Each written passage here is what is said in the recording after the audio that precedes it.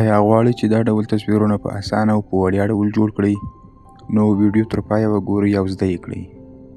راځو لومړی د چټ جي پي ټي اپلیکیشن راخلاصوو. دا اپلیکیشن باید تاسې اپډیټ کړی وي. نو دغه پورته برخه کې د تصویر نښه چې ورکوي همدې باندې کلیک کوو. له هغه وروسته دغه لاندې برخه چې میسیج یا پرامپټ ورته لیکل کیږي همدې باندې کلیک کوو. کله چې مو دلته کلیک وکوو نو یو پرامپټ یا یو کوډ دی چې دغه په سکرین هم تاسې وینئ او د ویډیو په ډسکرپشن کې به یې واچوو، تاسې کاپي کولی شئ. همدا لیکنه به در واخلئ او په همدې ځای کې به یې پیسټ کړئ. کله چې مو واچوله نو په همدې ځای کې دغه درې ټکي چې دي په همدې ځای کې به تاسې هغه نوم چې غواړئ جوړ یې کړئ هماغه نوم به ولیکئ. نو کله چې مو ولیکو له هغه وروسته یې اوکې کړئ.